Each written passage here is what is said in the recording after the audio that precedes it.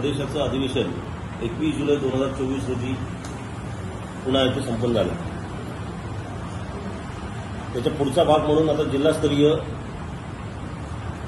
अधिवेशन उद्या सकाळी 9 ते 1 वाजेपर्यंत सोमवार मंगळ कार्यरत होणार आहे. याच्यामध्ये विधानसभा राजापूर, विधानसभा चिपळूण संगमेश्वर आणि विधानसभा रत्नागिरी या क्षेत्रातले भारतीय जनता पार्टीचे प्रमुख पदाधिकारी, आजी माजी लोकप्रतिनिधी, सगळे आमचे युवा मोर्चा, महिला मोर्चा ते सगळेच प्रमुख लोक अशी तिथे बैठक होईल. त्या बैठकीमध्ये जसं अधिवेशनामध्ये काही त्या ठिकाणी निर्णय घेतले जातात तसं या ठिकाणी पण निर्णय घेतले जातील. आणि त्याकरता माजी मुख्यमंत्री नारायण राणे साहेब आणि विद्यमान बांधकाम मंत्री या कोकणचे आमचे पालक सन्माननीय रवींद्र चव्हाण साहेब यांचं प्रमुख मार्गदर्शन आहे. त्याचबरोबर निलेश राणे साहेब, बाळासाहेब माने, प्रमोद जठार, अतुल काळसेकर, संघटन मंत्री शैलेंद्र दळवी आणि केंद्रीय अर्थसंकल्प आणि राज्याचा अर्थसंकल्पामध्ये जे बुद्धिजीवी लोक आहेत,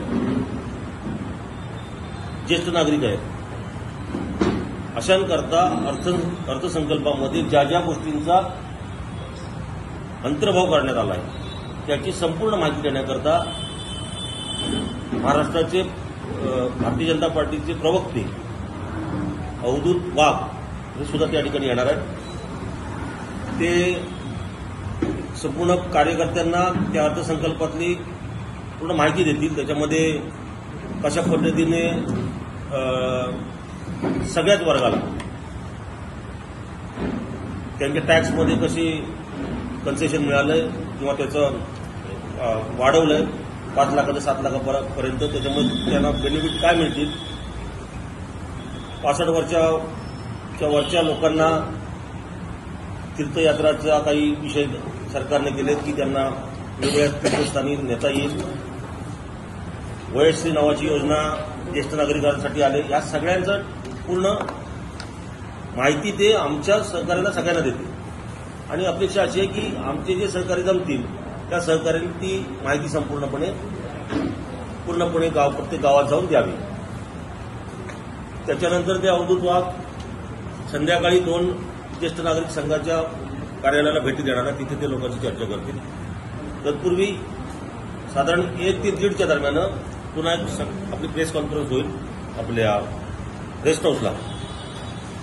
त्याच्यामध्ये राणेसाहेब पाहिजे सेपरेटली घेतील, चव्हाण साहेबांची सेपरेटली होईल किंवा त्या दोघांची कॉमन होईल आणि अवधूत वाघांची सेपरेट होईल. फक्त ते अर्थसंकल्प या विषयावर त्या तुमच्याशी बोलतील.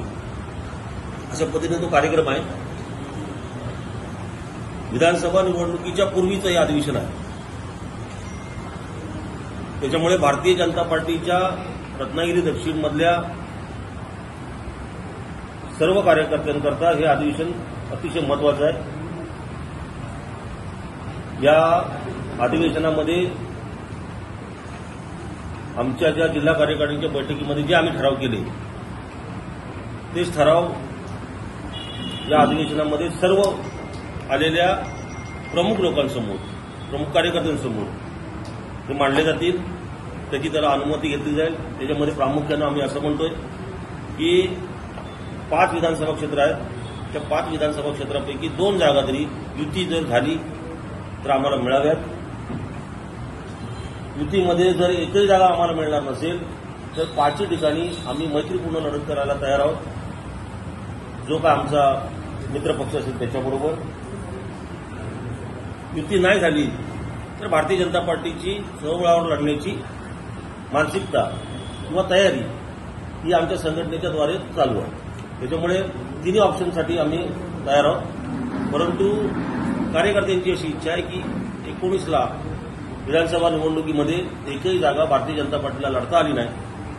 त्याच्यामुळे ह्यावेळी भारतीय जनता पार्टीच्या सशस्त्र नेतृत्वानं किंवा केंद्रीय नेतृत्वानं हा कोकणसाठी किंवा रत्नागिरीसाठी हा वेगळा न्याय लावावा, जेणेकरून 2 जरी जागा मिळाल्या तरी 2 जागांमध्ये आम्ही 100% विजयी होऊ. त्या कुठल्याही असो, जे पार्टी ठरवेल त्या 2 जागा, ज्या पारंपरिक आहेत त्या 2 जागा. कुठच्या तालुक्यातून जास्त